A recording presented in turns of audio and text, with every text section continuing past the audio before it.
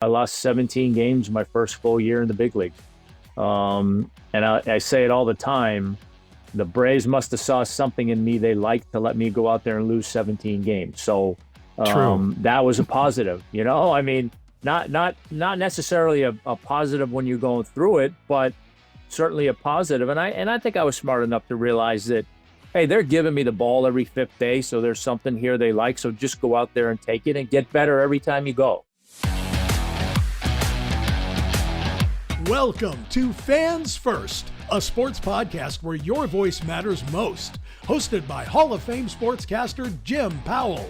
This is the show that puts fans at the heart of the conversation. Whether you're cheering in the stands, screaming at the TV, or debating with friends about the latest trades, Fans First is here to amplify your thoughts, your insights, and your love for the game. Hello and welcome to Fans First, a sports podcast. I'm Jim Powell. I'm your host. I'm honored to be in that role again today. But first, we've got some great news. We have a wonderful new sponsor for Fans First, a sports podcast. It's the Georgia Advisory Group. It's a longtime, very successful financial services firm with over 120 years of combined experience. It's run by Dave Dooley. He's the founder. He's been there from the beginning. And Dave is a big sports fan, and he's kind of built his business kind of like you would build an all-star team. He's got a Georgia advisory group riddled with all-stars like a full-time CPA, investment advisors, money managers, insurance experts, estate planning professionals. They have their clients covered in every way. One of the many things I love about the Georgia Advisory Group is that it is a fiduciary, which means it has a legal and ethical duty to put their clients' interests first. Lots of us get nervous about trusting someone else to oversee our hard-earned money, but I have known Dave Dooley and his family for decades, and I can tell you he is a rock-solid human being and someone I trust implicitly. Once you get to meet him, you'll quickly understand why his firm has been so successful at helping people make the most of what they have. You don't stay in business this long in a city like Alpharetta, Georgia, unless you are a very respected person, and Dave is certainly that. He and his team sincerely care more about their clients than they do even about themselves. But don't just take my word for it. Go check them out. The Georgia Advisory Group can be reached at 770-746-6511.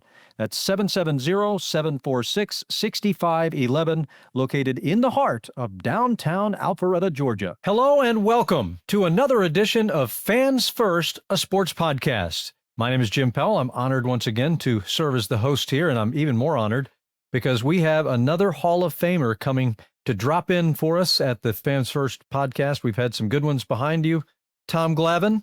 But you are eagerly anticipated, and we've been looking forward to this day for a long time, and so excited we get a chance to pick your brain a little bit and talk some ball. Well, I'm excited to do it. I appreciate your patience. I know we've been working on this for a minute, so I'm glad we finally got it to work.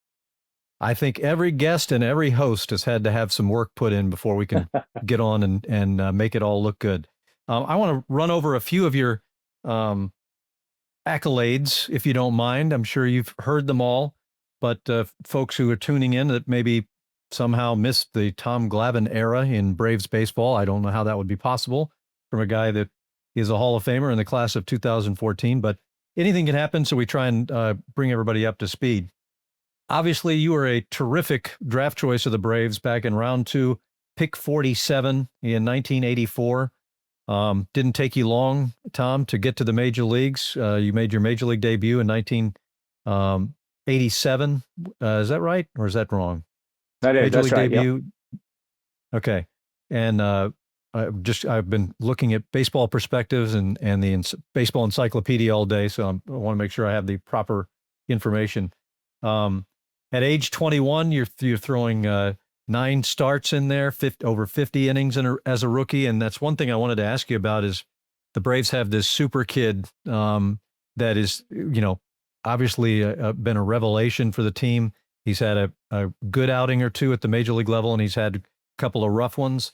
And I thought of you when I thought about him because, 50 innings in the major leagues is a pretty good, toss into the deep end of the pool, but not completely submerged. What are your thoughts on this kid and how he's having to deal with life, fame, lights, and, oh, by the way, retiring major league hitters?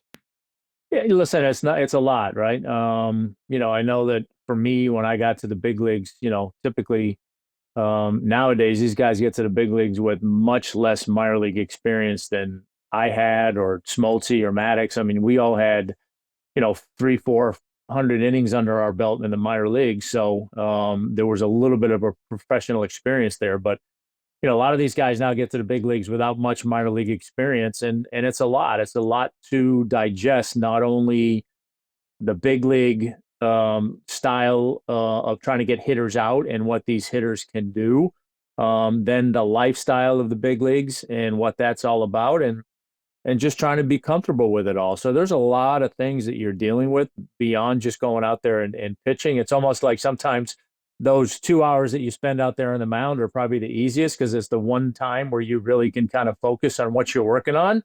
Now, it may not always go the way you want, but it is that time where, distractions go away and you're out there doing your thing. So, I think for me and similarly, the 50 inning mark, I think you start to get a good gauge for A, what you're good at, B, what these hitters are good at, C, what you need to do better or what improvements you need to make. So I think there's a lot there to process. Now and then at that stage of the game, now do you as a pitcher go out there and make some of those adjustments and trying to have more success? Does he call himself Didier or Didier?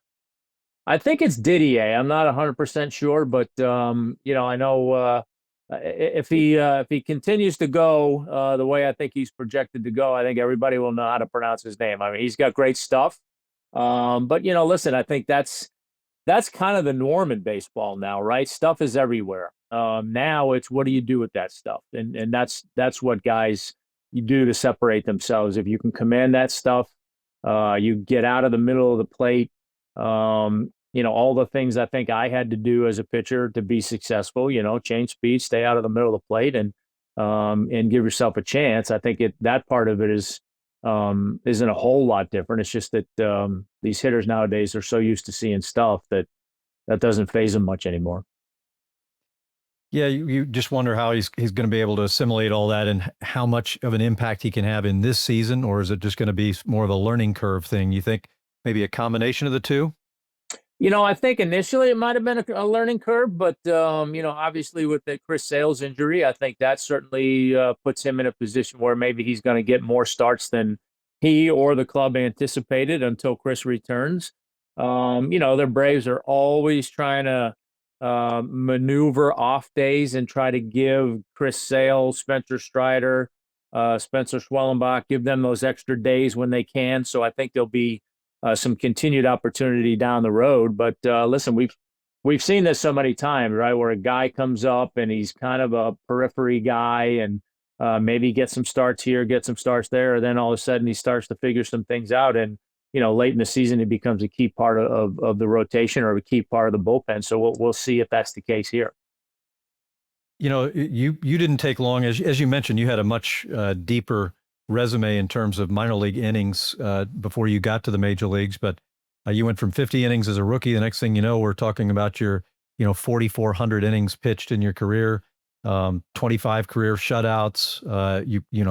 I want to brag for you about your 4 silver sluggers. That has to mean something to you a little bit. I know it's just for pitchers, but it's still a silver slugger. That's okay. It's bragging rights with my boys. So trust me, I talk about hitting every chance I get. I have no doubt. But your career was simply phenomenal. You finished in the top 10 in MVP balloting 5 times, which is not that easy, whether you're a great starting pitcher or not, to get that kind of recognition. Many all-star games. When you look back on your career, does it seem like a blur to you, or are you able to just sit there and, you know what, I'm just thinking about this game back in 1993 that for some reason has popped into my head. How do you look back on your career?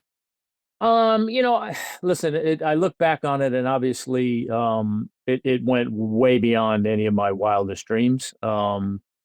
I like any kid, you get drafted and you want to get to the big leagues. And I don't really know what that meant to get to the big leagues, right? I mean, I think you just want to get there. I think we all, um, obviously, when we think about getting to the big leagues, we're thinking, oh, we're going to get to the big leagues. We're going to have a good career. We're going to be there a long time. We're going to make some money, all those things. I don't really know that I thought that, I wanted to get to the big leagues. And then once I got to the big leagues, I wanted to stay there, and I think initially I was thinking, well, you can get 4 or 5 years in the big leagues, you can make some nice money and have a good start to life and all those things. And, the next thing you know, obviously things took off. And I think now that I'm out of it, I tend to look at it more in increments. There was the beginning part of it, and all the lumps that I took. I lost 17 games my first full year in the big leagues. And I say it all the time. The Braves must have saw something in me they liked to let me go out there and lose 17 games. So True. that was a positive. I mean, not necessarily a positive when you're going through it, but certainly a positive. And I think I was smart enough to realize that, hey, they're giving me the ball every fifth day, so there's something here they like. So just go out there and take it and get better every time you go. And so I look at that phase of it, and then pretty quickly turning into a good pitcher. A 20-game winner and a Cy Young Award winner, and so all that. And then it was kind of the middle portion of spending time with Maddox once he came over to our team, and Smoltz, and the things that we did and the things I learned from those guys that made me a better pitcher. And then there was kind of the last portion of when I went to New York, and I kind of had to revamp my game, and I had to make a ton of adjustments. So it's kind of those increments when I look back at it. But obviously there are certainly memorable games that I think of. Obviously, my 300th win, or the '95 World Series. I lump in my 2 shutouts in Colorado because that was no easy thing to do. And then certainly some of the games I pitched as a Brave in Fenway Park, where I grew up watching a lot of baseball. So there's definitely some individual games that come to mind as well. You mentioned the winning the 300th game, getting your 300th win, and how obviously very rare, even back during your era, for anybody to get to 300 wins. But now, and I found a quote from you that somebody asked you a question about, winning your 300th, and do you think there'll be more, or do you think you could be the last one that wins 300 games? And I think the latter is proving to be the case. But your quote was, "If I was the last one to reach 300 wins, it would be pretty cool to be the last one to do something in this game." That is pretty cool. And based on, now Rob Manfred loves to tinker and loves to try and change things in baseball. He's never seemed satisfied with the product and always wants to do something a little different, which drives a lot of us crazy. But it's not, we don't own the game. But unless they do radical surgery on today's game, I mean, we'll be lucky to find people who can win 15 games in a season, or 50 games in a career. 300 wins is, to me, is completely out of reach of today's game. What do you think? Right. No, I agree. Listen, good or bad, I guess I'll be the second to the last to ever do it, because Randy did it shortly after me. So true. The two of us for sure. I just don't count him. The last. What's that? I just don't count him. He wasn't a Brave, for one thing. Oh, so. okay, fair enough. Yeah, fair enough. But no, I mean, I think the 300 game winner has virtually it's disappeared. And I say it all the time. It's not because of a lack of talent. I mean, there's plenty of talent in the game. I mean, you could argue more talent than in some of the guys that I played with. But the problem is that even for the talented guys that you think would be able to do it, there's no way they're going to stay healthy for 20 years to do it. I mean, it's just not going to happen. Nor would they be allowed to pitch that long. No, I mean, you see the rate of injuries nowadays in pitchers, and it's Tommy John is almost like taking your car down the street to get an oil change. I mean, it happens, and it happens all the time. So I just don't see guys staying healthy to do it. But to your point, you got to win realistically, you've got to win 15 games a year for 20 years. I mean, that's the only way to do it. I mean, I look at my career and, obviously I mixed in some 20-win seasons, but I also had some early in my career where I didn't get to 15. And then there were a lot of years later where I was right around that 15 number. So 15 for 20 is kind of what you have to do. And I just don't see anybody staying in the game long enough nowadays to do that. And even in today's game, 15 wins, it seems almost insurmountable number, right? I mean, it seems like it's a harder number than winning 20 games when I played. Guys just don't stay in the game long enough to win games anymore. And you're the days of like I used to do or Greg used to do and Smoltz, where you're in a game, a tie game in the 7th or 8th inning, and your team scores a run for you late and you win. That doesn't happen anymore. Those guys aren't staying in the game in the 7th and 8th and 9th inning in a close game or a tie game or anything like that. So there's just so many variables that are making it harder and harder, not only to win games in a given season, but to accumulate that kind of number over a career. It's just, I hate to never say never, because there's always somebody that'll come along, who knows, but I just, if I were a betting man, I would bet against it for the rest of baseball's history for sure. Yeah, I totally agree with that. Who are some of the pitchers that you like to watch? I assume you still watch a lot of baseball. I know you're working telecasts, and so you're still in the game. Who are some of the young pitchers that you like to watch pitch? Do you sit down on a Saturday afternoon and find a good ball game and see a good pitcher out there and then just stay with the game, even if you don't care about the teams, like the rest of the afternoon? There are times, I mean, I don't watch a ton of, baseball, say for a 9-inning game. I'll watch bits and pieces here and there, but there are times where if I flip on a game, or even if I know somebody's pitching, I might watch. I mean, listen, I love watching Chris Sale pitch. I can't relate to his stuff, but I love his compete level. I love how he just goes out there and has a game plan and executes the game plan and makes adjustments as needed during the course of the game. I think more than anything, I love his compete. Really like watching Spencer Swellenbach. I think he's been really fun to watch develop. I've said this a lot. I did his second game of his career in Fenway. And I think it's the one and only time I've ever described a young pitcher as a guy who threw too many strikes. He did. He threw so many strikes. Didn't understand how to expand the strike zone when he had 2 strikes. And it was refreshing to watch, to be perfectly honest with you, a young kid that attacked the strike zone and was able to attack the strike zone. And since then, watching him get better as time has gone on and learn how to expand the strike zone, see that he still goes out there and pounds the strike zone. Had a little bit of a blip at the beginning of this year and had to make some adjustments, and he did. Those are all the things that I love seeing in guys. I'll put on Garrett Crochet if I see him. I like watching him pitch. Anytime I flip on a TV and see a Paul Skeens or a Jake DeGrom, those kinds of guys. I mean, listen, I can't relate to stuff, obviously, and guys throwing 100 miles an hour, but I can still appreciate a guy who throws hard but is able to stay out of the middle of the plate and is able to change speeds effectively and throw strikes with his off-speed stuff. I mean, I can relate to guys doing that. I can't relate to saying, hey, here's 100 miles an hour, go ahead and try and hit it. But whether it's 100, 95, 92, if you're on the corners and you're mixing something off speed to go along with that, so you have a nice mix, I enjoy watching that kind of guy. Tom, I ran across some things that made me laugh today because I was looking back deeper than just the recent history and the end of your career and that kind of thing.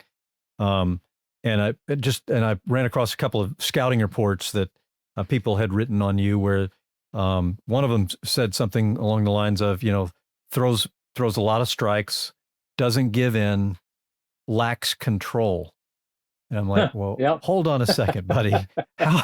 How easy do you think it is to hit the black of the outside corner at the knees like 7 million times in a row like Tom Glavine did? I think his control was just fine, but it did make me laugh. That might have been an early, maybe an early evaluation. And listen, I can't argue with it. I think for me, even as an early pitcher, I think the compete level was always there. And I think that again for me, my biggest takeaway after my first full year in the big leagues and losing 17 games was I need to throw more strikes, and it was plain and simple.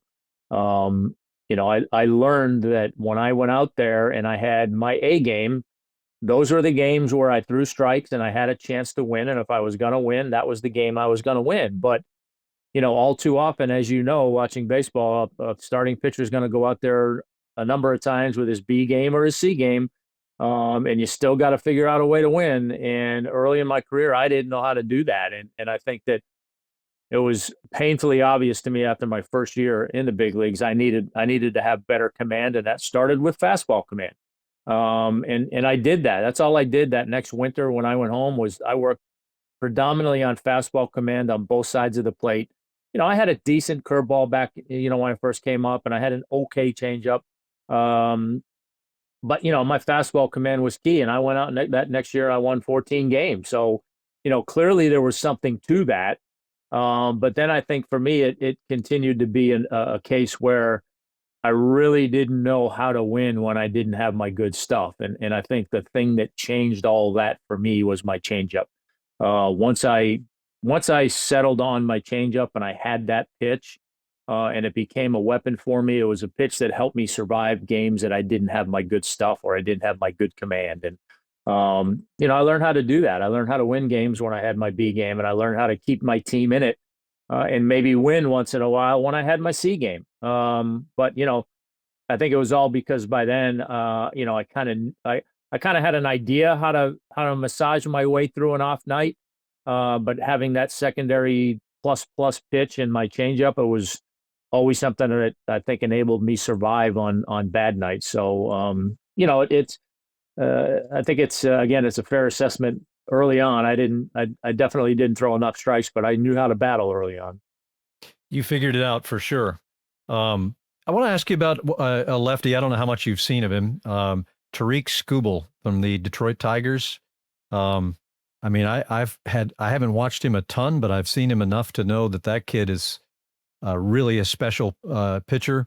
He's off to a great start. Had a great year last year, almost beat out Chris Sale for the Cy Young, and he looks great again in terms of his peer group so far in 2025. Have you gotten to see Skubal very much, and what are your thoughts on him if you have? I've seen bits and pieces. He's kind of one of those guys that if I'm flipping through a game and I see he's on, I'll watch him. But again, I think it gets back to what we talked about a minute ago, where here's a kid who throws pretty hard, but knows how to pitch, and he's got really repeatable mechanics, fairly simple. And, I think anytime you've got a guy who's got mechanics that he can repeat and he understands, I think that's a guy that's got a really good chance to be successful. I think for a lot of these guys that go out there, because in my opinion, I don't think these guys throw enough. They don't spend enough time on the bullpen practicing their craft. I don't think they understand their mechanics that much, So when they're off on a given day, I think the adjustments are harder to come by because they're not real sure what adjustments they're trying to make. So anytime I see a kid like him that can repeat a fairly simple delivery, it's a kid that I say, well, he's got a chance to be good. And then you add on to that the fact that he's got such good stuff. I mean, that's the icing on the cake. So, give me a kid with good stuff and good mechanics, and I think he's going to be pretty successful. And so far, I think he's proven that.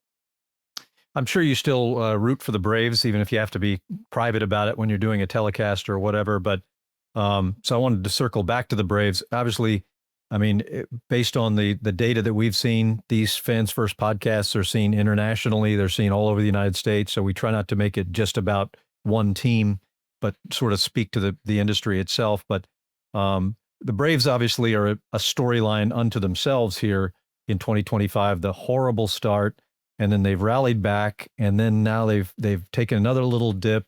And actually, the Marlins have now won 7 games in a row and are only a half game behind the Braves in the standings. I'm just wondering where you think the Braves are headed here in 2025. Is it fixable in time to make a run late, or what are the flaws too deep and it's not possible? What are your thoughts?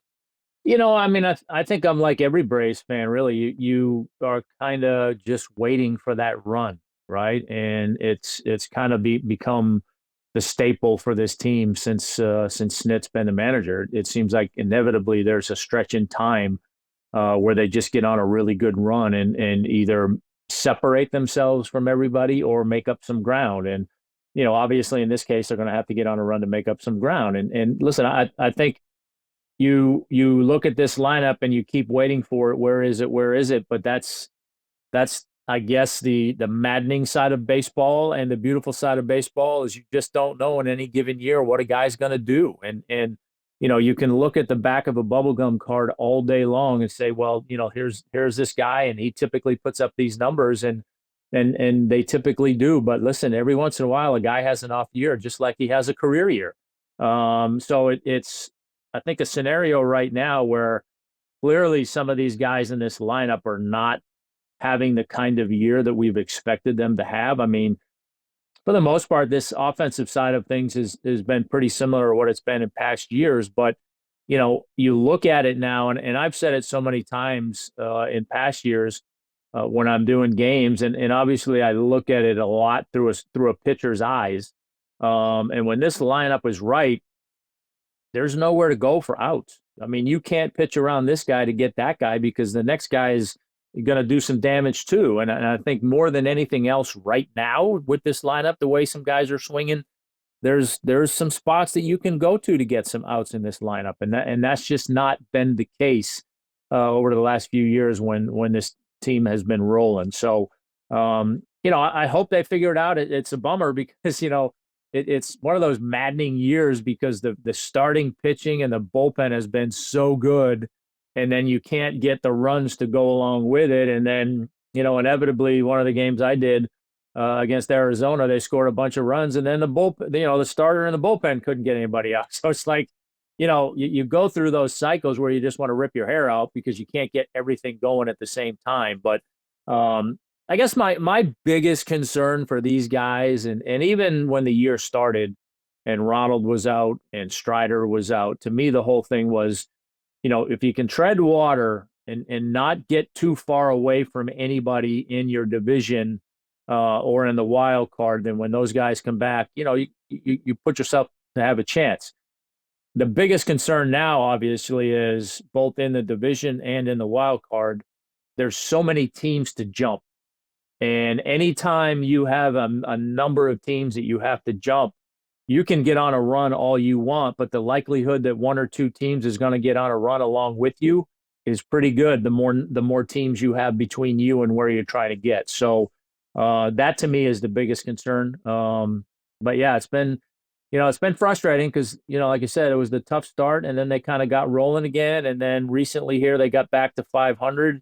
They swept the Mets in Atlanta and it was like, okay, here we go. And then boom, and it's just, every time they seem to gain some traction, they kind of either fall off or lose it. So I think that's been the frustrating thing for everybody. Well, just as the sun rises and sets each and every day, when your baseball team, your favorite baseball team, is struggling out there, it doesn't matter how many wins your manager has and what kind of experience he has and how nice a guy he is and how fiery he is, whatever it might be, it doesn't matter. The fans are going to start calling for scalps at some point. I know it bothers me. I don't see Snit doing anything different than what he's done in the past. I think he's been one of the great managers in Major League Baseball since he was installed in that role. But that doesn't mean anything to the fans because they're going to the game tonight. They want to see a win tonight, and they're going this weekend see a doubleheader, and they want to see that it's fans are irrational, but that they're also lovable. We wouldn't have the game without them. But it still makes it hard for me though when I hear what I know is nonsensical opinions thrown in the direction of Brian Snitker. No, I agree. Listen, I love Snit. I've known Snit since I got drafted in 1984. He was my instructional league manager that year, so I've known Snit for a long time. He knows the game, and I know those players in that clubhouse love him. But to your point, he's pushing all the same buttons, but as we all know, you push a button one night and it works, you're a genius. You push the same button the next night and it doesn't, you're an idiot. So that's the nature of the game. But listen, I think those guys, I know they love Snit. They play hard for Snit every night, and I think to me that's the key. Guys are going out there and playing hard every night. That you hope the results start to come along with that. But listen, I don't think it's not the manager's fault. He's not putting on the uniform and going out there throwing pitches and swinging bats and doing all that stuff. But we all know that old saying, right? You're not going to fire the players. So, I hope that's not going to even in any conversations anywhere in the Braves front office. Because I do think Snit is the right guy, obviously, and I just think this team has to somehow, some way, find a way to get on that roll that we all talk about, and not, I think so many times when people talk about a team getting on a roll, they think, well, you got to go out and win 10 in a row, or you got to win. You don't. You got to go out and start winning series. And if you win some series, then the next thing you've won 10 out of 12, or you win, 12 out of 15 or something like that. And that's the kind of run this team needs to get on, is just go out and win some series, consecutive series in a row. And then you'd be surprised. You look back and then you have a month like they had last year in June, where I think they went 25-3, or 25-4 or something like that. So, I know that's the approach they're trying to take, but just got to start making it happen.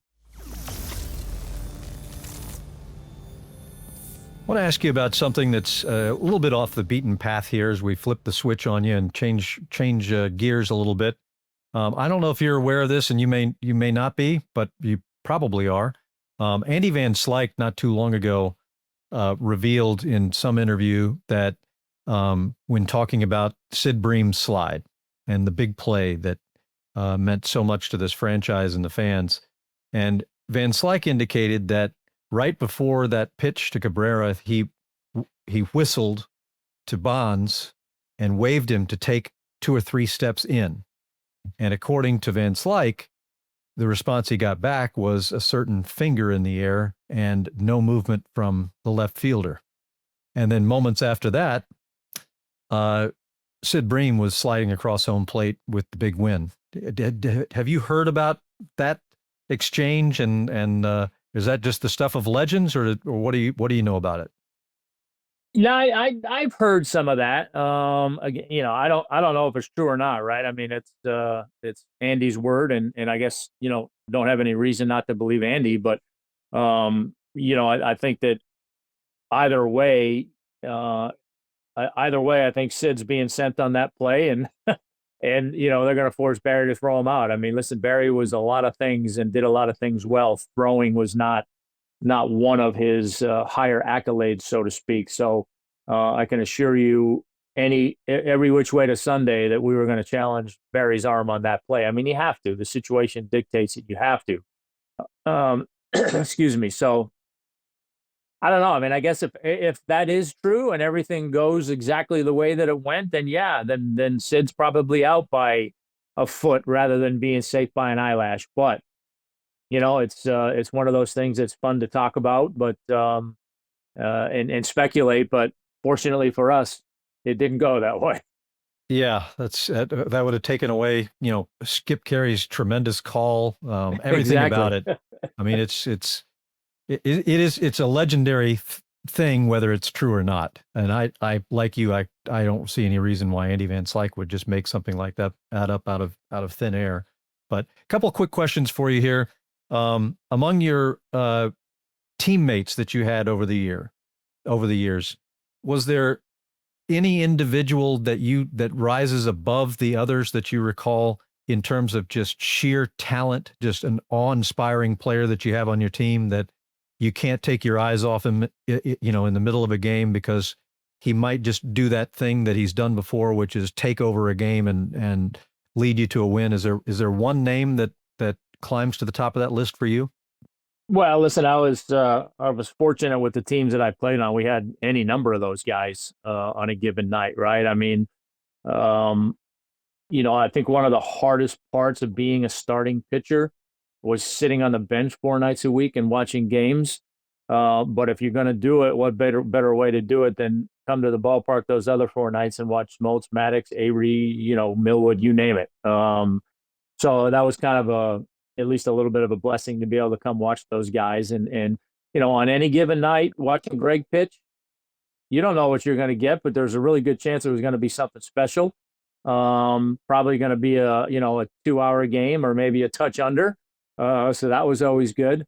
Smoltz could take over a game at any given time. He could and he could go out there and throw a no hitter on any given night. So both those guys obviously had the ability to do that. I think on more of an everyday basis, and I got to see it a lot was Chipper. Chipper would have some games that he would take over, particularly against the Mets. And he seemed to somehow, some way, always rise to the occasion in Shea Stadium when all those people up there were just heckling him like crazy. So, there were a few guys, like I said, over the course of my career that, on any given night, you could see something special, and certainly on any given night, they could take a game over. Absolutely. Bobby Cox, greatest manager you ever played for? Is that safe to say? Yeah, it's safe to say. Listen, I mean, what wasn't there to love about Bobby? I mean, he didn't ask a lot of you as a player. He basically had 3 rules: you show up on time, you wear your uniform the right way, and you play hard. And if you couldn't live by that, I'm not really sure what your problem was. But and then I think he probably more than anybody, when he said, "Hey, my office door is always open. If you got something you want to talk about," he meant it. Now if you went by Bobby's office and there was a player in there and that door was closed, you knew something was going on. So that was fine too. But listen, there were a lot of times where you go down on the bench and it seemed like Bobby wanted to win more than some of the players sometimes. And just to see him down there, old school, with his spikes on and just yelling at umpires, trying to gain every advantage he could for his team, for his guys. I mean, that's why guys wanted to play for him. That's why guys had run through a wall for him. So, I think he, for sure, in my baseball career, best manager I ever played for, and besides my dad, maybe the second biggest influence in my life. Last question for you, Tom, is about this automatic balls and strikes system that they're prepping and planning to implement. And I still don't know exactly what the timetable is going to be, but from your standpoint as a pitcher who commanded the strike zone, could hit the black over and over and over to get guys out, does the automatic ball strike zone, would that have had an impact on your career? And how do you think it's likely to impact the pitchers who are going to have to deal with it in the future?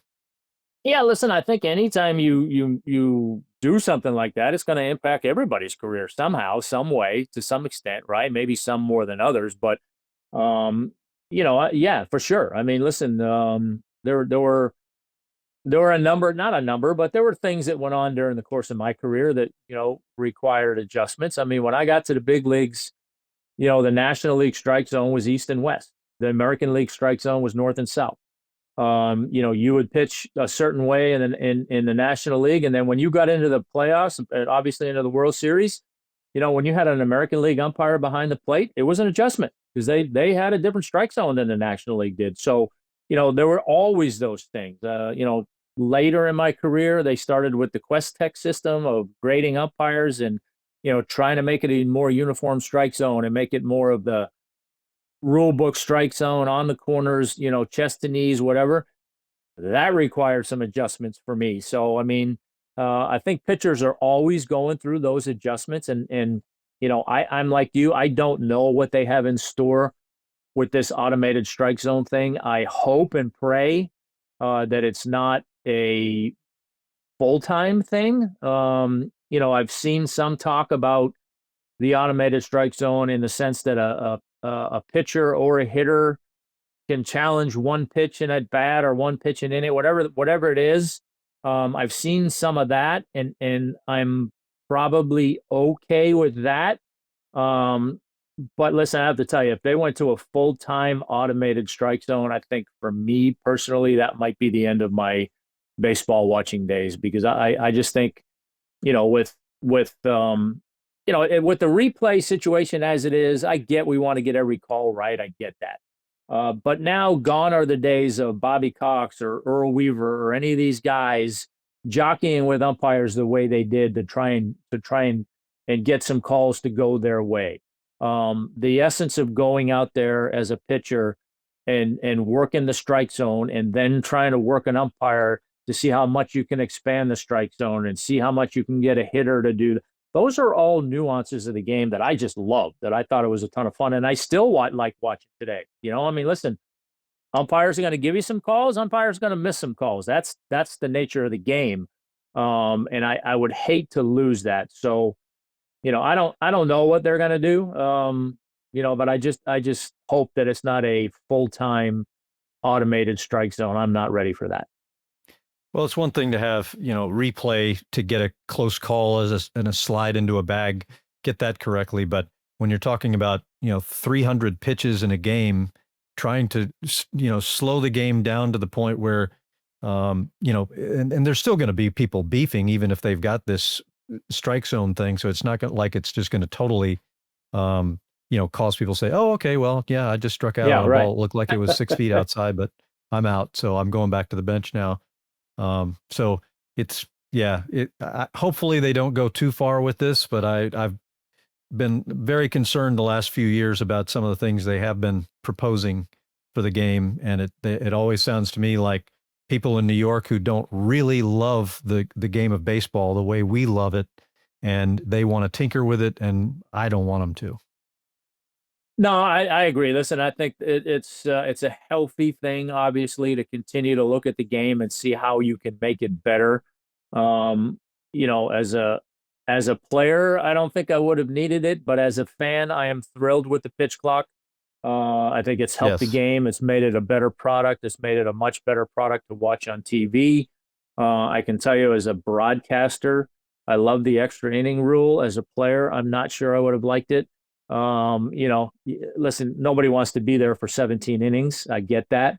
But, there's still a little bit of something about the extra inning thing that I don't totally, buy in on. But listen, again, I think that, baseball had a problem, right? And it's not, it hasn't been a unique problem to this generation. They were talking about how to speed up the game. I can remember throughout my career. And it was always, to me, it was always an unwinnable dilemma. How do we have more offense and get faster games? Well, those two things aren't generally going to exist most of the time. When you're scoring a lot of runs, it's hard to have a fast-paced game. But I think they've done a good job with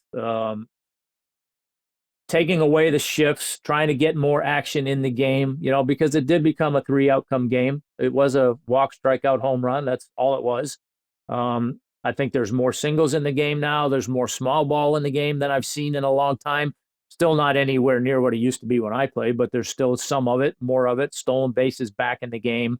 And the pitch clock. I think all those things have made it a more enjoyable product to watch, a crisper product. So I think those things are all good. Listen, I don't mind the reliever having to face 3 hitters, to be honest with you, because I think it forces teams to do their homework. You got to construct your bullpen the right way, because again, in my day, we maybe had one guy ever over the years that was maybe that left-handed specialist. Most of the time, you're running guys out there that can get lefties and righties out. I look back at some of my bullpens and, Mike Remlinger, Greg McMichael, those guys could go out there, get lefties out, get righties out. It didn't matter. And it's same thing. I think our bullpens had become so specialized that, again, as a broadcaster, I'd sit there and think, well, what happened that we have to get 6 pitchers to get the last 6 out of the game, 6 outs to the game? Why can't guys go out there and get, more than 1 out? So it's, I like some of those things, but again, I think the automated strike zone, that might be the last straw for me. Totally agree with you, Tom, on the strike zone and the balls and strikes. I mean, if they're going to take that much time to try and get over 300 pitches correct, then I'm not going to sit around and wait on that either. Hey, Tom, really appreciate you coming on our Fans First podcast. It has been a joy to have you here. We've all learned a lot of knowledge by picking your brain, and we hope we can lure you back on here again. You offer an awful lot, and we really appreciate your time. Thank you so much, Tom. My pleasure, Jim. Thanks for having me on, and I'd love to do it again. Thanks. Well, I hope you enjoyed today's episode as much as I did. Man, Tom Glavine, what a class act. And talking baseball with him, he's just lucky I didn't keep him on for like 7 episodes in a row because he's awesome. But thank you, Tom Glavine, for coming on with us. We really appreciate that. For our entire crew from producerpodcast.com, including Tammy Gano and our main producer engineer, who is Abe Fallick. For those folks and for our guests, as always, and of course for you for joining us and watching our episode, this is Jim Powell saying so long for now and see you again soon here on Fans First, a sports podcast. Stay tuned, stay passionate, and keep celebrating the sport you love. Visit us at fansfirstpodcast.com to explore more. Sign up for our newsletter to receive exclusive updates and follow the podcast on social media to join our growing community of sports enthusiasts. Your voice matters to us, so don't hesitate to share your thoughts and connect with fellow fans. See you next time